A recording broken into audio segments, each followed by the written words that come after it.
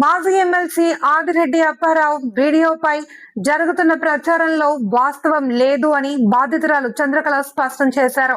బుధవారం రాజమండ్రి తిలక్ రోడ్డులోని అప్పారావు నివాసంలో ఆయనను కలిసి తన ఆవేదన వ్యక్తం చేశారు. ఆయన తమకు బంధువని, గిట్టని వారు పనిగట్టుకుని చేస్తున్న ఈ దుష్ప్రచారాన్ని నమ్మవద్దు అని కోరారు.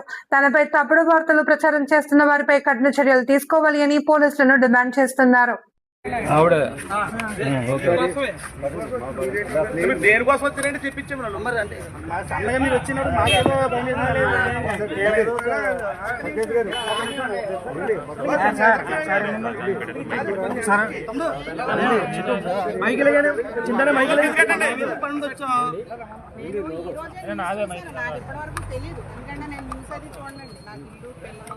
ఇదే గొడవ, అందువల్ల నేను చూడలేదు.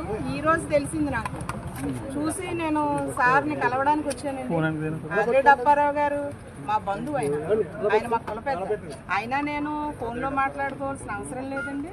నేను ఎప్పుడు ఆయనతో ఫోన్ మాట్లాడలేదు, ఆయన కూడా నాతో మాట్లాడలేదు. ఎందుకంటే తరచుగా కలుస్తూ ఉంటాం. అందువల్ల ఇప్పుడు ఆయన గౌరవానికి భంగం కలిగించడానికి, నా పేరును వాడుకుని నా గౌరవానికి భంగం కలిగించడానికి కారణమైన వాళ్ళు ఎవరో బయటికి రావాలండి. నేను ఎస్పీ గారికి కంప్లైంట్ ఇస్తానండి. సార్తో ఒక మాట చెప్పి వెళ్దామని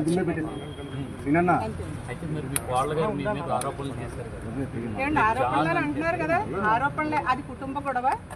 కోర్టులు ఉన్నాయండి, న్యాయ వ్యవస్థ ఉంది, పోలీసులు ఉన్నారు, చూసుకుంటారు. మేము అక్కడే తెలుసుకుంటాం.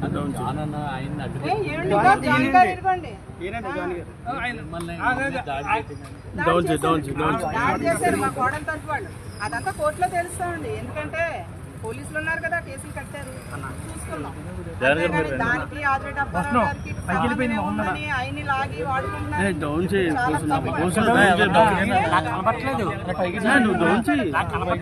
ఎందుకు కనబట్టలేదు? అది నాకేం సంబంధం? నా కొడుకు కోడలికి సంబంధించిన విషయం, నాకు సంబంధించింది కాదు అది. ఎందుకంటే పిల్లలకు పెళ్ళిళ్ళు ఎందుకు చేస్తాం? బాగోవాలని చేస్తాం. వాళ్ళకి నచ్చకపోతే అవాకులు చవాకులు మాట్లాడేసి అందరి మీద అలా రాజకీయంగా మరి ఇది మీ గొడవ ఇదిలో పడింది. రాజకీయ కులవడం ఏంటండి? ఆదిరెడ్డి అప్పారావు గారు అంత పెద్ద మనిషి. ఆయన రాజకీయ జీవితానికి తెరవేయడం కోసం ఏదో ఇష్టం వచ్చినట్టు మాట్లాడేస్తే మా పేరు అడ్డు పెట్టుకుని మేము ఊరుకోం.